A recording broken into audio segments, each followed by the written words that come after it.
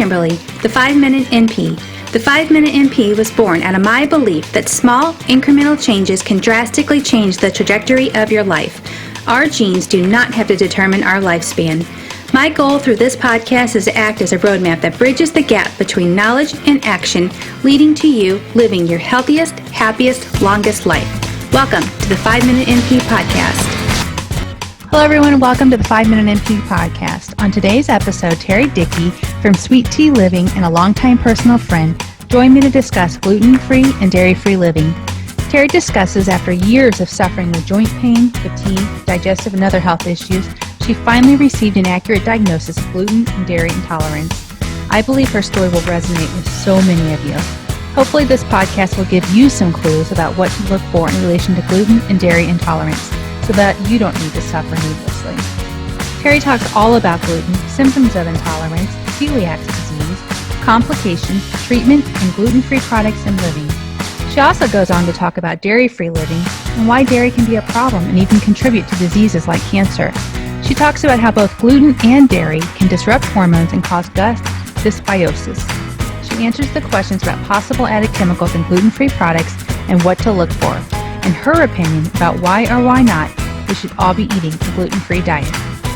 Welcome to the 5-Minute NP podcast. Hey Teri, how are you? Hi, I'm well. How are you doing today? I'm doing good. I'm really looking forward to this conversation about gluten because it's so talked about and it's all over the place. You should be gluten-free, and a lot of people don't even really know what gluten is and why it's a problem or why it's important. So really looking forward to this conversation. Me too. First, I want to talk about you, and I would love it if you would share your story and just your journey to becoming gluten-free, and then we'll talk about dairy-free too, because I know that's been an important change for you as well. So it has. Yes, hear about you. Happy to tell my story. My wellness journey has been extreme. So many years in the making. It really started when I was a child, having the issues that I didn't really know were issues at the time. And I just kind of grew up having problems and not knowing that that wasn't normal, or just thought it was allergies.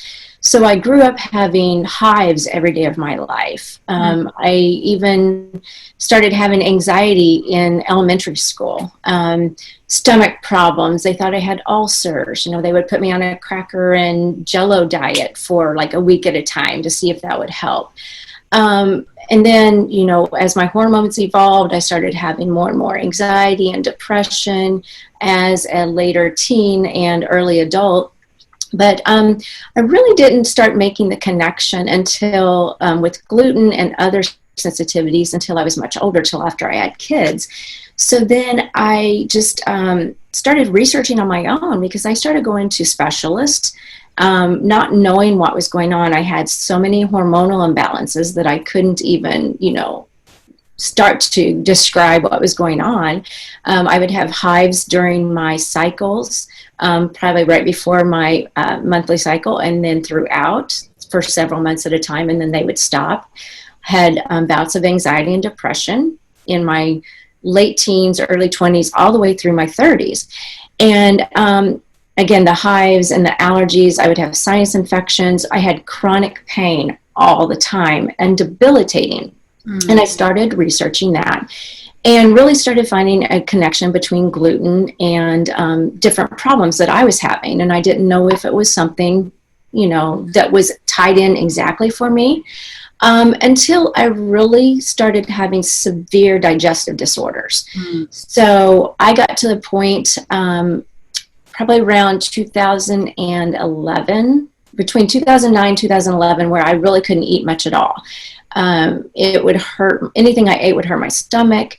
I had irregularity, either constipation or diarrhea, one way or another. Nothing I could do would help it. I didn't sleep for probably 2 or 3 years regularly. I would have insomnia. I was up half the night, more than half the night. Again, anxiety, hot flashes. It was just debilitating, and I had had enough. I was done. I was going, like I said, to specialists and started researching. But then when my digestive disorders got so debilitating, I knew I had to then find some answers. So I went to a GI doctor, and after months of testing, they did find that my gallbladder was highly inflamed and was not functioning. So in 2011, that was removed, and I thought that was going to be the answer, that was it. So yes, that was helpful, I would say, but it didn't solve all the problems. I still couldn't eat, fatty foods. Because my digestion wasn't working properly. And when you don't have a gallbladder, then a lot of times you have other issues because, your fat is not being digested like a gallbladder is supposed to do. So I started having those issues. But then about a few years later, I started to get even more symptoms.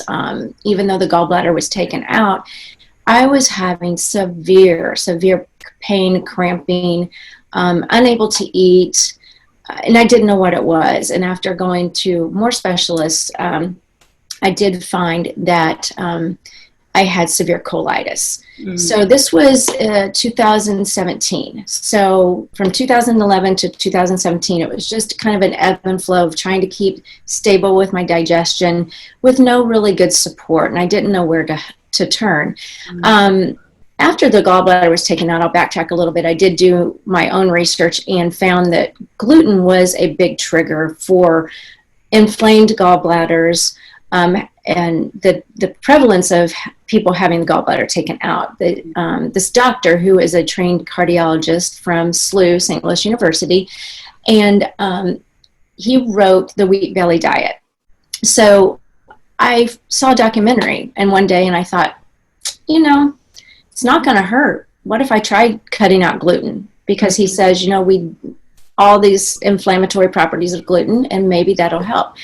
So I did that, and that was probably about 6 years ago. And I cut it out cold turkey, and my body changed almost within days. The pain started subsiding, but I would cheat. And so I went on a track of up and down, and I thought, I can have a birthday cake, or, I can go out to dinner and have a little bit. And I didn't see the connection to where I couldn't really cheat. Shouldn't for my body. So I did do more research and find out more and more about it, and kept learning along my track. So then in 2017, when I had this horrible bout of severe pain and digestive disorders, I did find, like I said, with the colitis. Then, this wonderful new GI doctor, he did recognize it. I did start a bout of steroids for 8 weeks, which I hate taking medications, but that was very helpful. So that kind of got it under control, but I knew I needed to do more for my health. Not to be on medications. I wasn't going to rely on that. And what else could I do to learn more about my body? So I just knew then I'm not going to cheat on gluten-free diet anymore. And he did found out I was not celiac, but I did have, evidently some intolerance to it. But of course the medical testing didn't prove that at that point. And so I said, okay, I'm not going to cheat, and really, really go, full in with never having gluten again. So that was back in 2017. So then I decided at that point I wanted to find out what my body was doing specifically. So I turned to a functional medicine physician at that point. And in January of 2018, I got tested from a functional medicine physician in the area and found so many answers that I had been looking for since like my 30s. So it was awesome to finally figure out what my body was doing with the foods I was eating. And from her testing, she did sensitivity testings to certain foods through blood work, but also we did genetic testing as well. So I did learn that I had autoimmune issues and concerns. I, in fact, have antibodies against gluten, dairy, corn. Those are the three highest.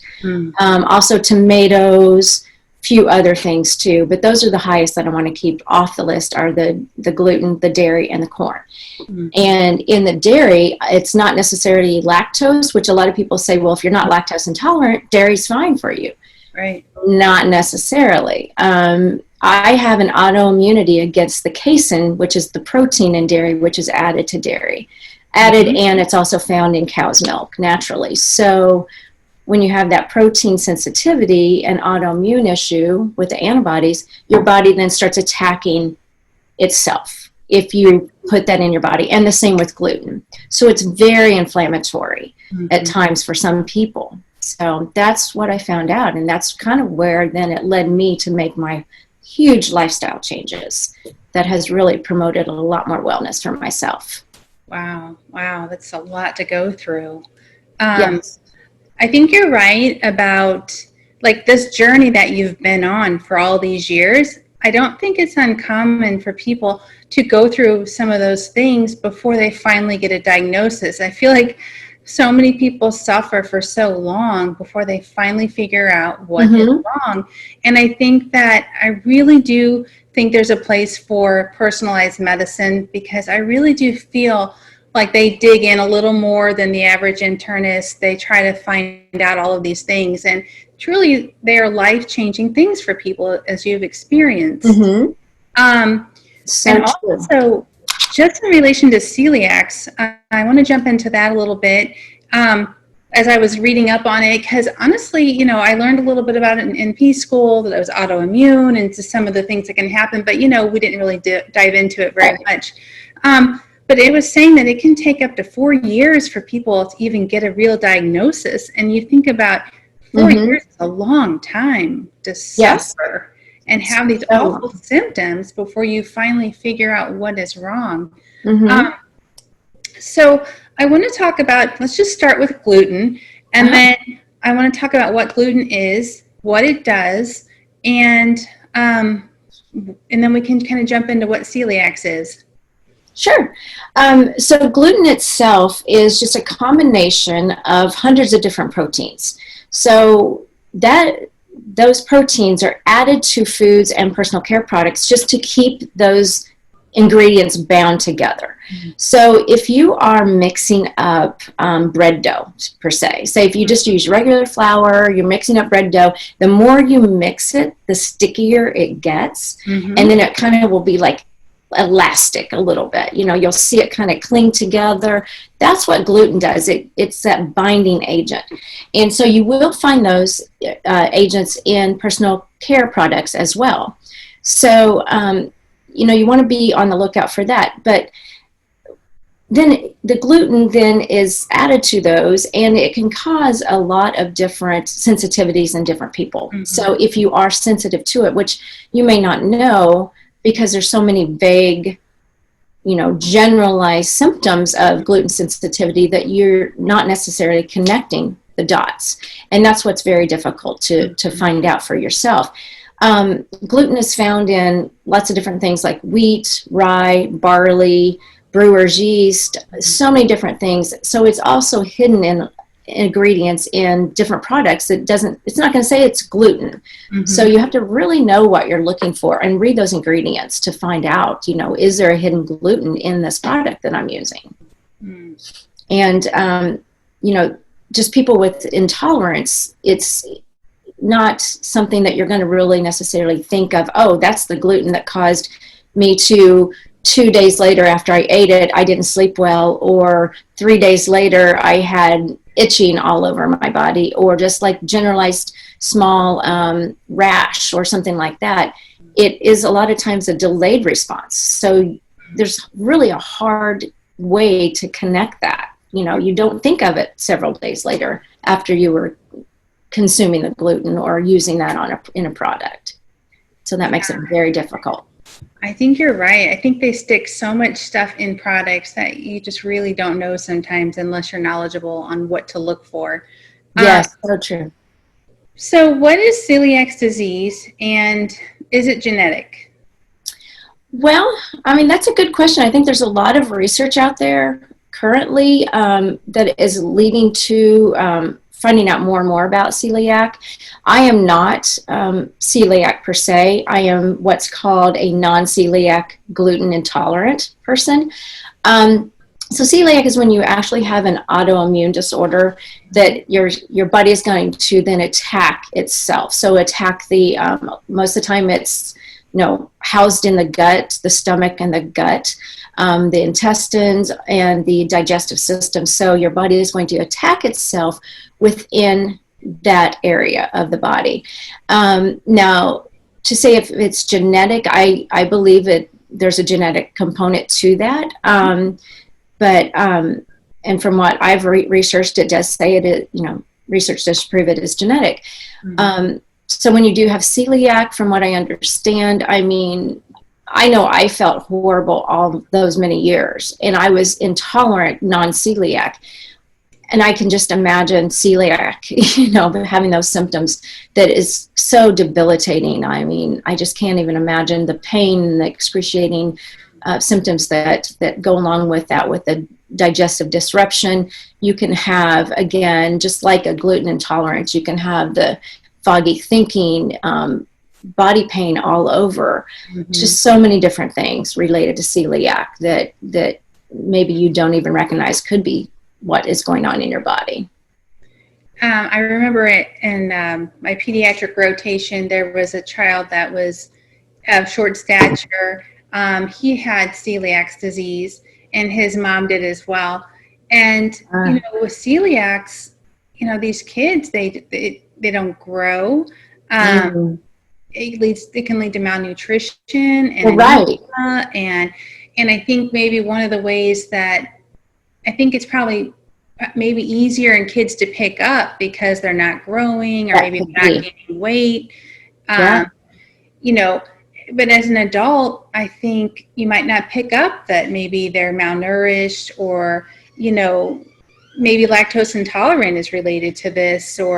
And I was surprised to read that a big part of infertility is related to celiac disease. Mm-hmm. Weak bones. Not even celiac, even just the intolerance of a lot of these things that you're putting in your body. So, yes, it's so big. It's crazy that people go through all this and they don't even realize, that these underlying problems are something that they can, fix. It's sad. So true. I think there's a lot of misconception that if you don't have celiacs, then you're not gluten intolerant. Right. So in reality, celiac, it affects like 1% of the population. Which is so small. Yeah, but it does. But also, like we talked about, like 97% of the people that have it haven't even been diagnosed yet, which is so sad to me. When you're having these problems, how are you tested to see if you have celiacs versus intolerance? Well, it's interesting. There's different testings that they can do. And I know earlier on when I had the digestive problems in 2009, 2011, when I first had colonoscopies, they took biopsies to check for any problems I might be having. And that's when they first said I was not celiac, which was, I was thankful for that. So they took biopsies of the intestinal wall, and that's where they're going to check for any precursors or anything to give them warning that you might be celiac. But then when I did further investigation with the functional medicine physician, she then tested all the antibodies within my system. So she was able to find out at that point that, yes, she was conclusively telling me that I was not celiac through the blood test, but then that's when the antibodies were shown up against all those other foods. And so, you cannot be celiac, but then still have inflammation happening in your digestive system and in your body from the foods that you're eating. So you can still have all the same types of symptoms that, similar to celiac, but not be celiac. So it's so widespread and vague that it's really hard to put it all together until you just learn more about yourself and how you react to these foods, or take a journal as far as when you're eating and what reactions you're having, or just try to put the dots together and then try to get those answers and find the medical professional that is going to help you to get those answers. It makes sense, really, because if you have an allergy or an an antibody response to the protein in dairy, then yeah, it totally makes sense that you could be having a reaction to gluten, another protein. Right. Yeah, that makes sense. Yeah. And I think it's also important for people to realize that, like with any autoimmune disorder, if you have one, a lot of times you have another autoimmune disorder. Yes. So it's important to realize that. So we talked a little bit about the physical effects of gluten, but just overall, what are the symptoms of gluten intolerance? Oh my gosh, there are so many symptoms of gluten intolerance. So what happens is the gluten can trigger a leaky gut response. So basically I won't get into the science of it. I've researched it so much, and I could geek out on the science and talk forever on physiology and what happens there. But it does something with the lining of the gut. So then when you are putting things into your body for digestion, and then the digestive process happens, what I want to say, just things that are then chemically are made in your gut, and it's supposed to stay in your gut. And so that food that's broken down is supposed to stay in the gut until it's removed in the waste process, and also the chemical responses that are happening in the digestive process.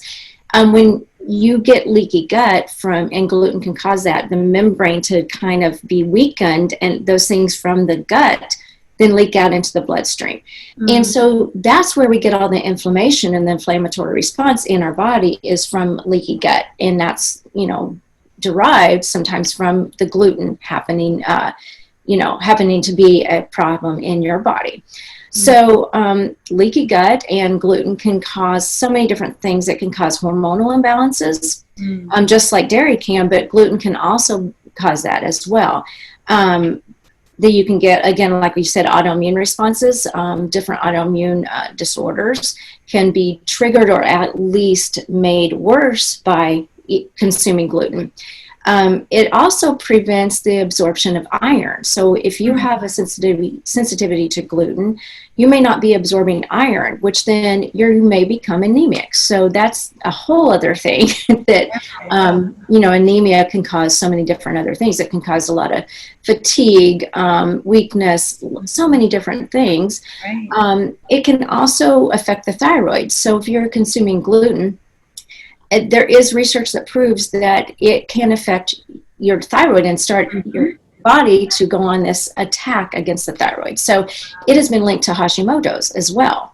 So that is very interesting, which then also causes other hormonal imbalances. So you've also got, possible hormone imbalances from the gluten itself.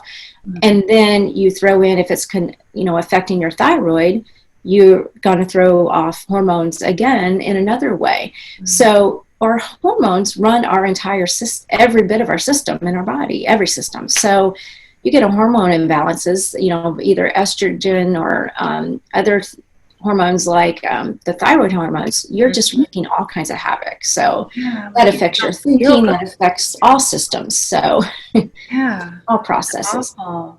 So, and then you get estrogen dominance factors playing in. So then you get PMS, heavy menstrual cycles, cramping, bloating, so many things like that. So it, plus on top of insomnia, chronic pain, so many other things, headaches, again, like I said, foggy thinking, even it's been traced to ADD, ADHD. So just so many disturbances in the body.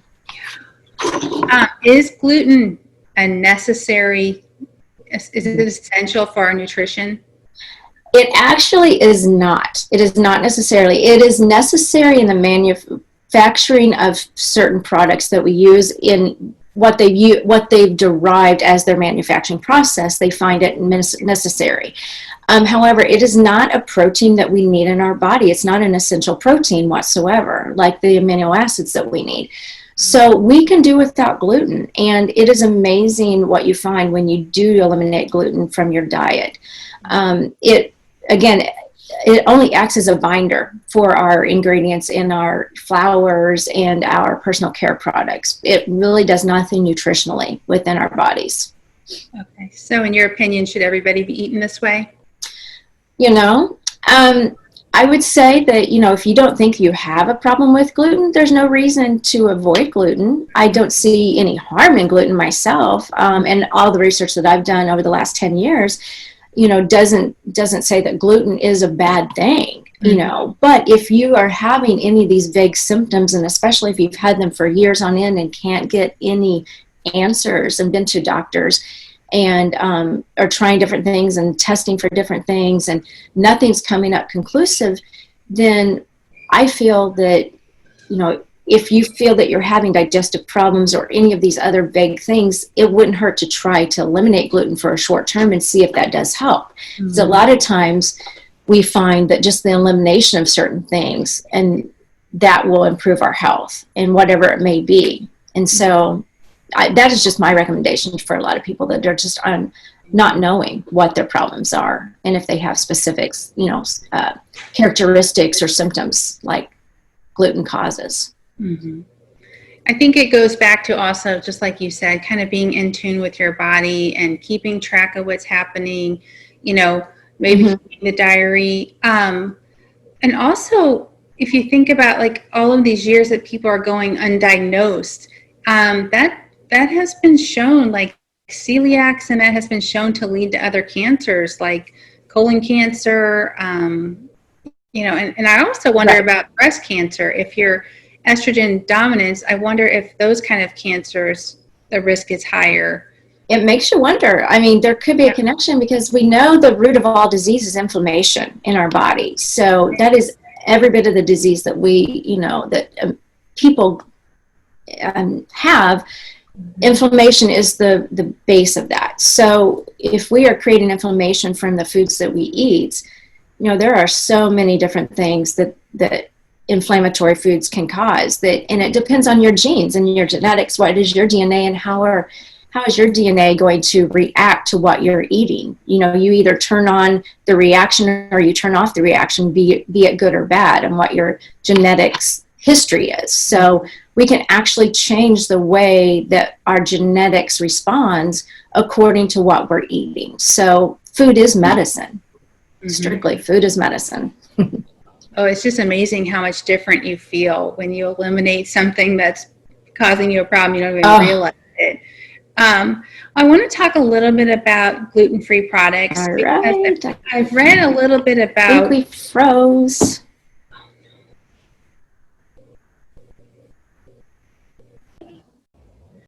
So I read in a Harvard study, some of the gluten-free products, not only are they more expensive, but there's also a lot more added chemicals, processing.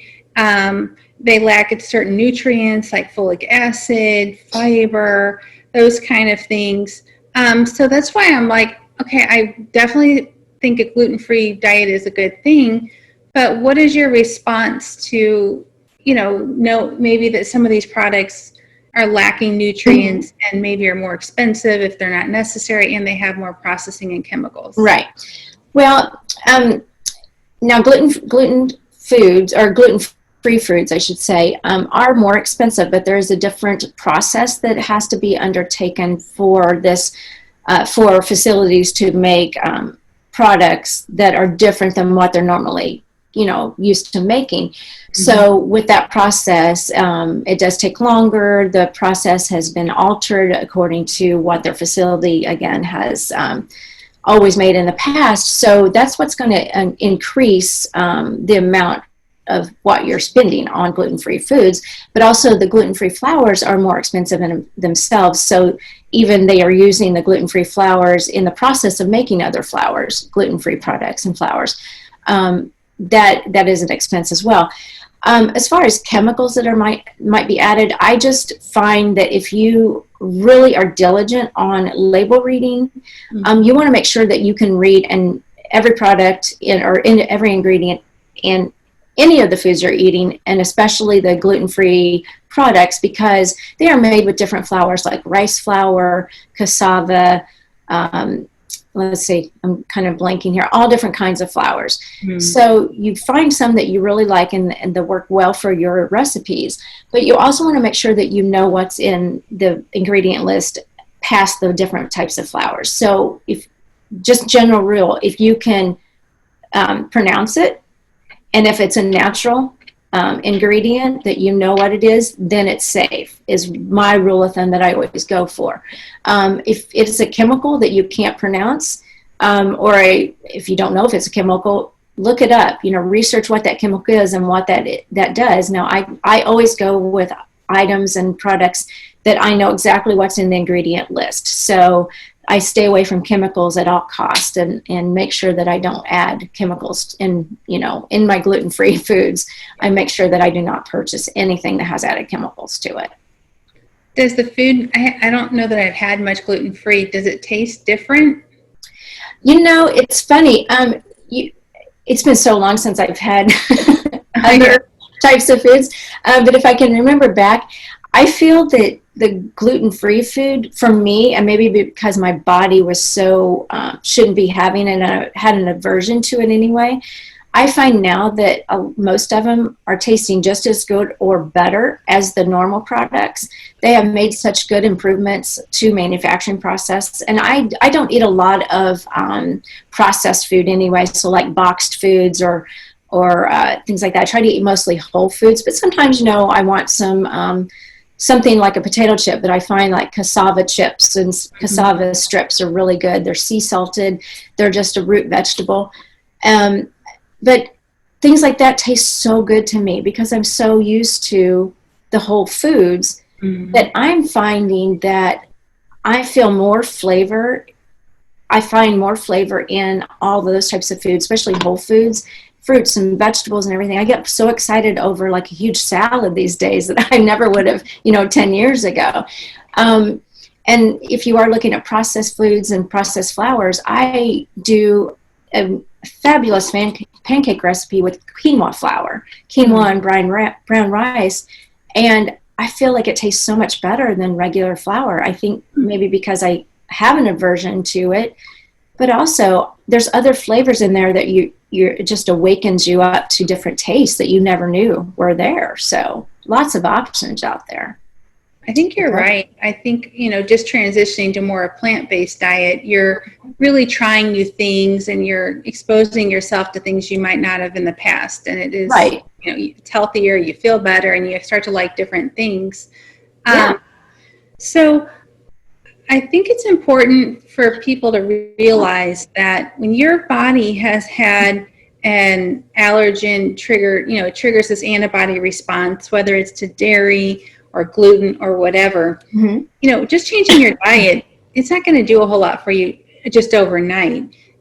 It takes weeks for this antibody production to disappear. And so I think it's important for people to know that. I don't know if that was your experience. You don't just start feeling better overnight. It's going to take a few weeks. So when you're cutting out something, don't you agree? It's going to take a little time. It does take see results. It does take a little time. And it's funny you say that because when I flat out decided, and it was literally, I remember the day I decided, okay, I am doing this. I have nothing to lose.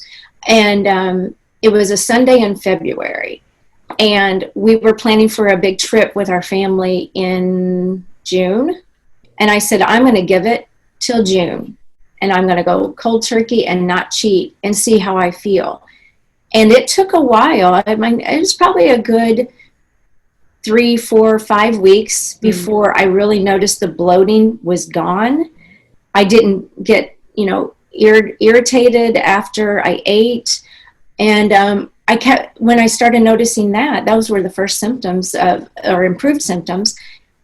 Then I said, I'm going to stick with it. If I can last until at least the trip and see how I feel. And so I wouldn't be so tired during this big trip we were going to have, because that was a big thing for me was the fatigue and the lethargy. I mean, I would come home from work and just sit on the couch because I couldn't do anymore. And I was too young for that. And I had body aches all the time. And those went away after a couple months. So yeah, you got to give it time. You can't expect it to your body just to shift overnight, because it's so used to having that inflamed state inside the body that it has to come down off of that. And it takes a while, for sure. It's been years working up to that point. It's going to be a while coming back down off of it. So yeah, being patient is the key, for sure. I know I've talked about in the last year of my schooling, I was just in a lot of pain, and it was not only the back pain, but it was in my joints and my fingers. Yeah. I was like aching, and I thought, oh my gosh, I'm just full of arthritis. I'm a mess. So true. That old. And then I changed, I kind of went over to a plant-based diet, and also I eliminated dairy.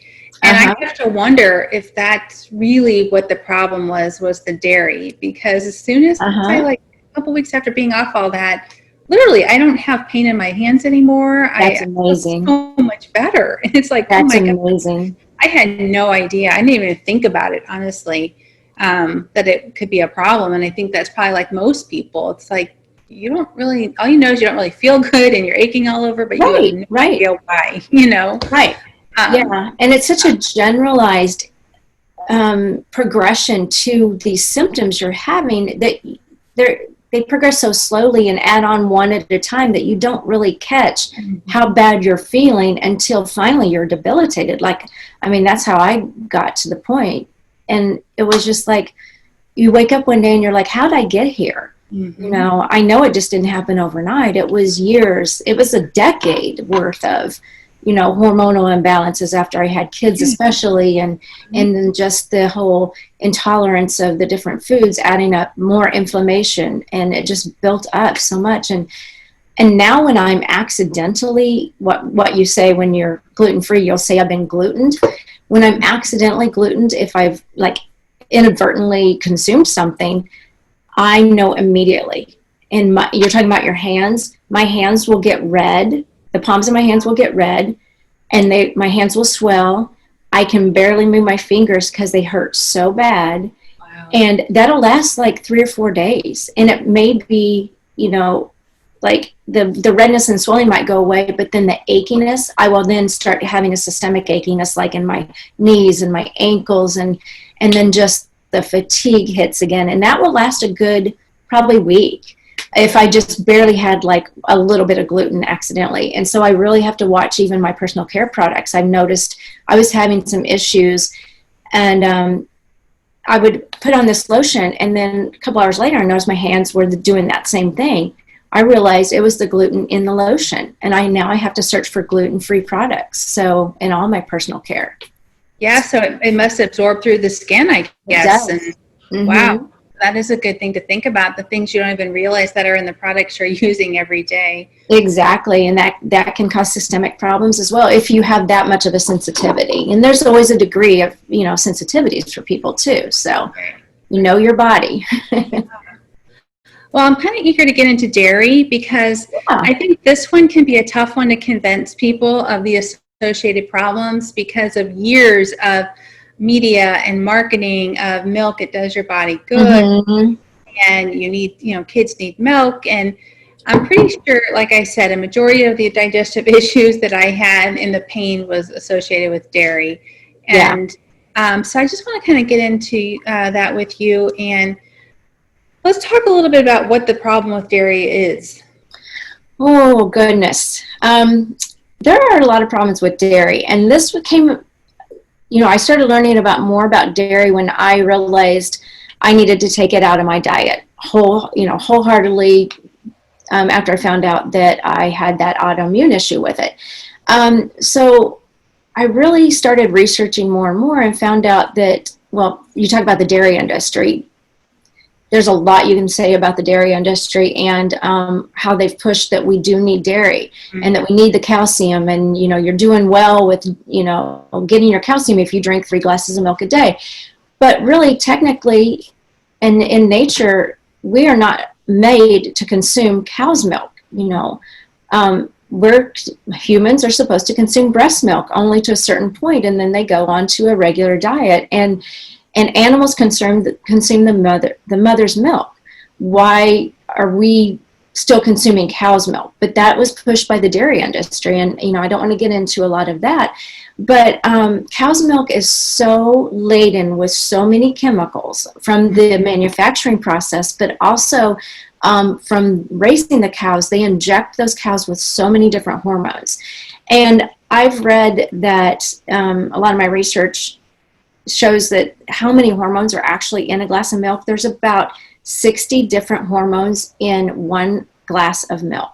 And so that's very scary. Those hormones aren't necessarily natural to humans. They're injecting cows with these hormones to make the milk production, vast and fast and quick, so they can just be, boom, boom, boom, get through the production lines and get as much milk out in process as possible. But then they're also I've learned that they are milking pregnant cows. So they're continuously having them in that milking process, even when they're pregnant. So they're injecting them with more hormones to keep them pregnant, repeatedly, but then also milking them at the same time. So that's just making so many hormones that are not natural in our bodies. So then when we consume that, that gets in our bodies, and that causes us, our systems, endocrine systems, to think that we have more estrogen. It causes estrogen to then just be disrupted in our body, and can cause an estrogen dominance. So even in men, testosterone in men is decreasing like crazy. And is that because of milk products or other products? It's also, toxins in our environment, but we're doing so much damage on our endocrine system by consuming dairy products.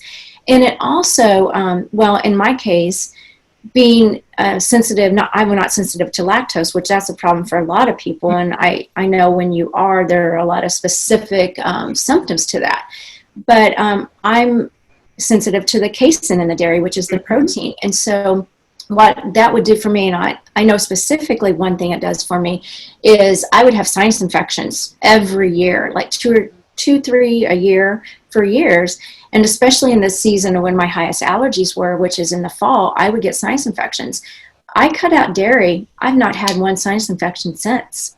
And that's been about 3 years. So it's crazy. If I get a cold, I can get over the cold now, and it doesn't go into a sinus infection. So it's amazing what, getting off dairy can do for you. And I know other people have sensitivities to dairy and digestive disorders. So they might get bloating, gas, diarrhea. Those are things to look for too. But getting back to the hormones, you're increasing your dairy. That's going to also, because of the factor that is included in dairy, which is the IGF, which is the something that is another protein that it can also affect insulin in your body. And so consuming dairy has, negative effects like diabetes in some people. If you're prone to, having a reaction to that IGF production, it can also cause skin problems like acne. It also will, in certain people, because of the estrogens from the cows, it can cause weight gain. It can cause production of, increase of PMS symptoms, heavy menstruation, and other skin disorders like eczema. So those are a lot of key factors. If you are seeing that you are having any of these symptoms, and could be related to dairy. So very hard to tell. Right. You're so right. It really affects so much. If you think about cows, they spend the majority of their life pregnant. And when you're pregnant, you think about your hormones increasing. And so, and they have the baby calf, and they have their milk is to help these calves grow quickly. Right. So then we're consuming the same thing. So it makes sense. Back to this IGF-1, this insulin growth factor, this hormone, it has been associated with cancer, because what it does is when we're young, we need this to be, it's high, its levels are normal because you want to grow. But as we get older, it affects the aging process, and it causes things to grow It's been shown to, proliferate cancer cells and spread cancer cells. And so these high levels have been shown. I was reading a study to increase women's chance of breast cancer 40%, prostate cancer in men. And one study Dr. Bernard did, I don't know if you've read the book, The Cheese Trap, it's super good. He said that men's risk of prostate cancer goes up 60% just by having 2.5 servings a day of dairy. So that just shows us crazy. This is not good for us. Right. And it's not good for us. And the IGF-1, not only that, is just, it can affect cancer, diabetes, and other problems like you were talking about. So also, let's talk a little bit more about the effects of dairy on your body. And I think the one thing you mentioned was weight gain. And if you think about it, absolutely, because cheese alone, I think cheese is probably the worst offender. I don't know about you, but if you think about it, it's all concentrated. Right, what's in there, Yeah, I mean, in the process, I think it's the ultimate processed food, which it was hard for me to get off. I love my cheese and crackers, but I don't do that anymore. I mean, if you think about cheese, it's full of calories, it's full of saturated fat, it's full of salt, and wherever salt goes, water loves salt. They stick together, so that causes water weight gain, which increases your blood pressure. And I think I read somewhere, like, people used to consume maybe 4 pounds of cheese a year. Now we're up to 33 pounds of cheese a year. So now you can see how maybe why we're gaining weight. And then when we gain weight, our metabolism is slowed down. So I mean, there's so many problems with dairy, and I'm so glad we're talking about it, because I think there's so many other alternatives. I mean, I don't know what you use, but I like almond milk. Yes. Yeah, I use almond milk all the time. And, I don't eat cereals or anything like that in the morning anymore. I've gotten away from the grains, and of course, so many of it has gluten or corn, so I just can't eat it. So, I use almond milk in my smoothies, and I'll just go for a smoothie every morning, a whole food smoothie, and I'll put almond milk in it. And even oat milk is okay. Oat milk is good. It makes things really creamy. Coconut milk. When I make a recipe that I need something to, like a soup or a stew, to thicken, I use coconut cream. So just a can of coconut cream, and skim that solid part off the top, and use that to thicken a soup or something like that. So we don't really need the creams, or the milks, because there are so many different alternatives these days, and so much better for you, and they're all plant-based. So you're getting a lot more nutrients that way too. So, and none of that hormonal disruption or, inflammatory responses you're going to see with the dairy. So many options. I think, okay, so now we're at the point, we've cut out gluten, we've cut out dairy. What do you eat? Like, is it hard to maintain this gluten-free, dairy-free way of living? I mean, and do you ever just want to, I don't know, have a normal pancake? It's so funny. I get that all the time. So I go out to dinner with friends and family or whatever, and they're like, "Oh, I'm so sorry, you can't eat this." I'm like, "Don't feel bad. Don't feel bad, because I'm enjoying life so much more now than when I was eating the way I used to eat." So again, we eat a whole foods diet. I mean, mostly in our house. Now, I do get some processed things like, I love cassava chips, and I've recently found a good brand. Again, cassava is a root vegetable, and there are companies that are making so many good snacks these days. So I'll go for that, or I go for, I love salsa still, eat that a lot for a snack. So I'll eat a grain-free tortilla chip that's not made of corn, not made of wheat. It's made again of cassava. Those I find are so good. Eat a lot of chips and salsa, and make my own guacamole. We make homemade hummus with veggies. Those are some good snacks that we eat. I still go for my dark chocolate, really dark chocolate. That's high in antioxidants. So that's my sweet. But I do a lot of cooking on my own. We do lots of good recipes. I kind of, create recipes in the house. They're all whole foods based, and we do eat some lean protein here and there. We'll do some salmon or some chicken. Important to do like organic, grass-fed if at all possible. Now, we can't always do that because I know, with the way, economy is, that is expensive. So if I can get it, I do, but I don't stress on it if I can't. I do some, beef from time to time. But mostly plant-based. So we're doing really good in our house with that, and veggies, fruits, lots of salads. So it's fun experimenting too. So learning the substitutions that you can find out in the markets, and then just making recipes around them, and it's fun. It's really fun. And it's so much healthier. Oh yeah. Thank you so much for sharing your story. I want to talk about, I just want to direct people to you, because not only are you all about gluten-free, dairy-free, you're really all about just holistic living, toxin-free. So on your website, you give a lot of education about that. And on your website, I think people should know you share a lot of these recipes. I do. And you give names of products to use, which I think is really helpful, because yesterday I was at the store and I texted you. I'm like, yeah. Good.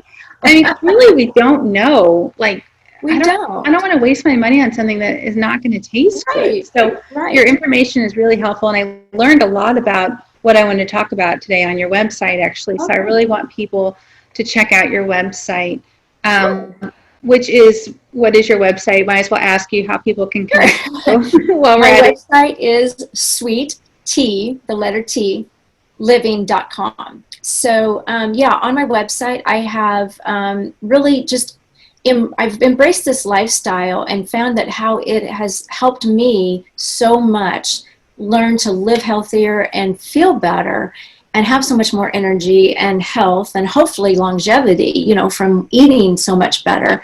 But I wanted to help other people, and navigating the gluten-free, dairy-free lifestyle is difficult at times, especially when you get started, because when I did back when I did, there weren't as many things on the market to get. So it was, challenging, and we were eating so much more whole foods back then.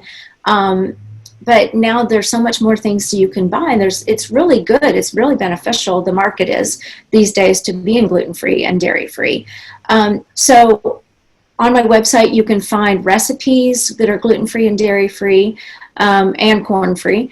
And I do highlight different products that I've used and that I find very beneficial and that taste really good too, that I use within my recipes or for snacks, and lead readers to where they can find those products. So I'm just hoping that this is a good resource for people when they are especially first navigating the gluten-free website or gluten-free lifestyle, and just be a resource for them, and to say that, you're not the only one out there, and there is a way you can do it, and it's sustainable. And actually you're going to find that you like it much better because you're feeling better. So I just want to be that resource for people, to advocate for your health, and just to find answers. And then getting back to the toxin-free, we've been toxin-free in our family for many years, many years, and learning about how toxins affect our health too. We have so many environmental toxins that come into our body, but then, what are we doing in our homes to prevent those toxins? Because we can't necessarily help what's out in our environment when we're out in public or outside. We can definitely, don't fertilize your yard or things like that. We can control that or reduce what you're doing as far as pest control, candles, things like that, because those are toxic, and that gets into our body through either inhalation or actually things we put on our body, our personal care products, and our cleaning products. So that all affects our health. That just gets absorbed. It disrupts our hormones. It can cause so many things like anxiety, depression, ADD, ADHD, just many of the same things that we talk about that gluten can cause. So if we reduce the toxin load on our body, then that's just going to improve our health that much more, because our bodies weren't made to handle all these toxins. Our livers can't handle it.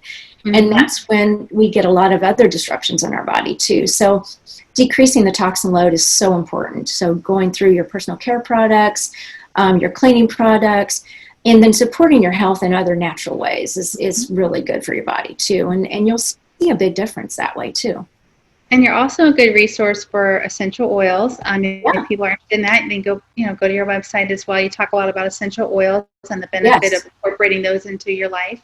Yes. And you also talk about some other holistic practices that can help you, like earthing. You talk about that. I recently heard Ben Greenfield talking about this practice, and I'm like, you do a good job describing what that is on your website and how it can benefit you. And I just think that people should go to your website, check out what you have to offer. I mean, I learned so much getting on your website. Oh, I'm so glad. You do a great job, and you share your story, and you also talk about supplements that you were personally put on by your personal medicine doctor. So that's also helpful too for people, that if they want to know the different things that you're taking, that would be great to know too. Mm-hmm. So lastly, what impact do you want to have on the world through what you're doing through Sweet Living, and how are you trying to impact people in their life? Yeah. Well, through my website, Sweet Tea Living, I really just want to be a resource for people to come in and learn more about the gluten-free, dairy-free lifestyle and what you can do to start it, to maintain it, just to learn the details about it, but also to learn alternatives to helping yourself be well. I want to support people in the fact of knowing that they're not the only one out there, and that this is so prevalent, that there's a community for support, and that we need to help each other. We can, learn so much from each other as far as, what symptoms everybody's having, and what does that mean to you. And just when you're feeling desperate and you feel like you have no hope because your health is, you're at the wit's end for because of your health, there are answers out there, and that there is a whole community of support that, to find recipes and just wellness tips and just cheerleaders to say, you can do this and you can make your health better, and just be your own advocate for your health and wellness. Because, if we're not our own advocate, then nobody's going to advocate for our wellness but ourselves. So it's so important to be, that advocate, but to also to hone in on your own body and know what it needs, and just research. And I just want to be just an aspect of that research for people to go to and to learn and to support as much as I can. That's great. I love that. And you've already done so much of the research and put it all together, that I love that. It was so easy to go there and learn all this. Great. I don't have to look up a lot of stuff. You get it all right here. And then I'm sure people connect with you. They can connect with you on social media. Yes, definitely. Facebook. Yeah. Instagram. Facebook and Instagram. Instagram is sweettealiving.com or Sweet Tea Living. Just like my website. And on Facebook, I'm Teri Dickey. So you can definitely connect through that way, and message me. I'm happy to help answer any questions or anything like that, because I know back then when I was trying to change, I could have used any resources, that I needed at that time. And I did do a lot of internet searching and found some, but now it's so nice that there's so much more out there. So a lot of support. Well, thank you for talking today. Thank you for having me. I enjoyed it a lot. Yeah, hopefully people learned a lot, and you're very informative on all these topics. So thanks for sharing that all with me and everybody else. Well, thank you. Thanks for having me. Have a good day.